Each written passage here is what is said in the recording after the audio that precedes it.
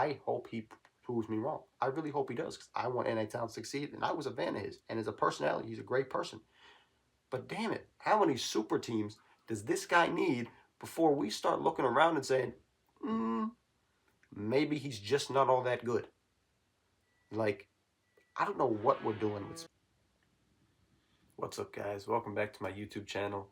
And today I want to talk about Spica because with everything, changing in the LTA, and after the what I'm gonna call failure of Dignitas, I'm seeing these like tryout rumors for Spica in EU and all this crazy stuff. And I'm gonna be honest, hey, and I didn't feel this way about Jojo Pion at all. But Europe, you can have him. I think Spica is by far the most overrated jungler in the history of the LCS, and it's really not even close. Like, this is a guy, like, I almost call him like the PR made jungler. And I think it's really sad because I used to be a believer in Spica. I thought he was really gonna like not save NA, but be the next great jungler in NA in a region where we are a jungler region. We've always had good junglers going back as far as Meteos and all this. Like we've always had great junglers. ADCs and jungle have been our best role by far, and it's crazy that this guy was hyped up. He was the next guy, and instead he's not that. Like I remember Bjergsen going on about how great this guy was, and for years we were told Spica's the next guy when he was on TSM Academy and all this, and he was hitting rank 1, and I was like, oh, maybe he really is going to be that guy. And I remember starting off from like his Kane game. It was like I think it was his debut game. He like subbed in for Acadian or whoever it was, and this was like the worst game. It was a game that didn't even matter. It was like the worst King game I've ever seen. It was like I swear, 20 minutes in, this guy had no form. Like, what the fuck are you doing, Spica? Like, how do you have no form at 20 minutes? And still, he got benched or whatever, and then he comes back again. And, like, people, like, for some reason, this part is forgotten, but the TSM rosters that Spica was on were not good. Like, yes, he won his chip, but at first they were like 5th, I'm pretty sure, in the LCS before they got doubled it. And then he won his ring playing with the 2 greatest North American players of all time. And it's like legit, throw me in there, I could do that. You know what I mean? Like legit, most junglers could win that ring. And it's and to put it in perspective, it was because those two turned back the clock. You know what I mean? Like they had not been playing as well, and they turned back the clock. Bjergsen doubled both of them, and the rest of that team was good too. BB was really good, and to be honest, even Biofrost was good too. So it's like Spica was probably the least important team, and it's a lot easier to look good as a jungler when your team's playing well. Like that's just a fact. Everybody knows it, and yet somehow he got all this hype.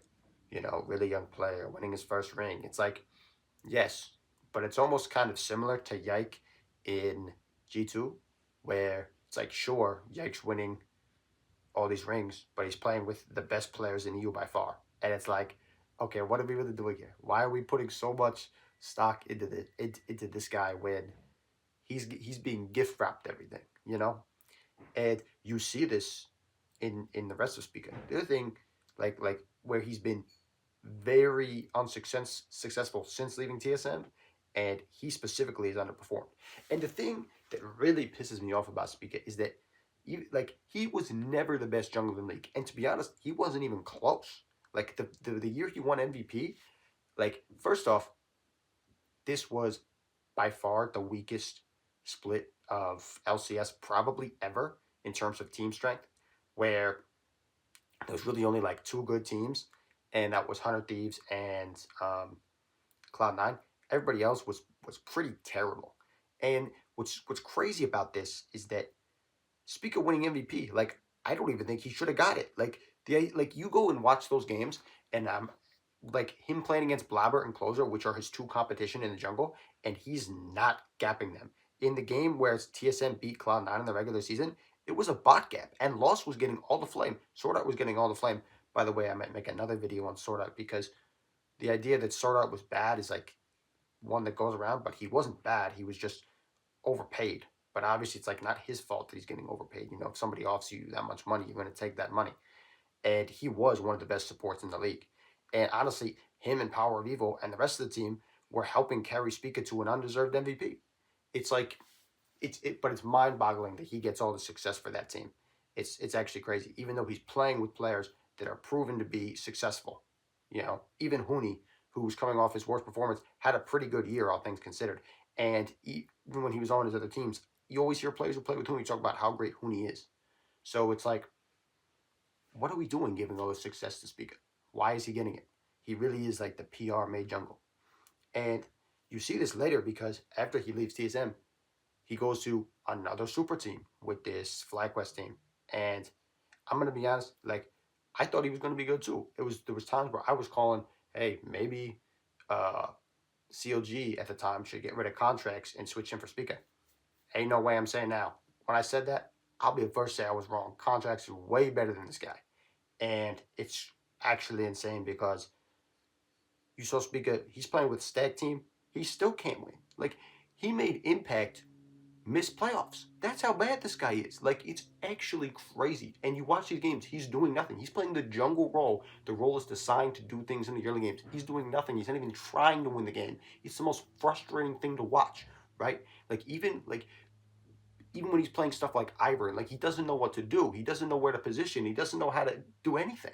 It's mind-boggling, right? Like you see him, like it's so crazy that he gets compared ever to guys like Blabber or Closer, who were the best junglers in the league or Inspired. Any of these guys, he's nowhere on their level. And you saw this again in Dig, where it's supposed to be the stacked team. And I'm gonna be honest, that Dig team was never stacked. But Spica is getting outclassed again. Like he's not close to River either. Like I don't know where this Spica boner comes from. I'll be honest, because he has got to be the most overrated. Nothing, I hope he proves me wrong. I really hope he does because I want NA Town to succeed, and I was a fan of his. And as a personality, he's a great person. But damn it, how many super teams does this guy need before we start looking around and saying, maybe he's just not all that good? Like, I don't know what we're doing with Spica. And I'll be honest, I don't think that EU is going to take him. I'd be surprised if they did, even though they don't have very many good junglers. And maybe he goes there with a chip on his shoulder and he figures it out, but he's not that good. He can't seem to figure out how to carry a game. He can't seem to figure out how to be impactful early on in the game to help his laners carry. He can't seem to figure out how to team fight well. He's really not like, he's like Kwame Brown out there. He can't do anything well. And he was obviously better before, but it was so much easier to play before when you're playing with the two greatest players. When you're playing in the weakest split in LCS history, and even then you weren't the best jungler, and you really were probably the third best jungler, and there's a pretty big gap between you and the top two. So it's really mind-boggling to me that I'm like in these conversations. I'm gonna be honest, he wasn't even really better than Santorin. Like Santorin's way better than him. Sven Skaren, peak Sven Skaren, way better than him. All these guys. So it's like, I don't know what we're doing with Spica. I don't know why, it seems like you really can't hate on Spica for some reason because nobody ever does, even though he's consistently underperforming. And if another player did this, they would be completely like, not driven out of the scene, but it's like, look, he's not all that good. When I'm seeing, and I'm probably going to make a different video on this, but I'm seeing Dignitas see that they're letting Licorice explore options. And I'll say that I don't know any of the behind the scenes stuff, but Licorice was by far their second best player. Sven was clearly their best player, and Licorice was clearly the second best player, and the other three players looked like they didn't even belong. And not that they maybe couldn't, not that their level was so low that they didn't belong, but it's like Jensen clearly passed his peak, and the stuff he was saying about scrims don't matter, that's going to piss me off if I'm on a team with him.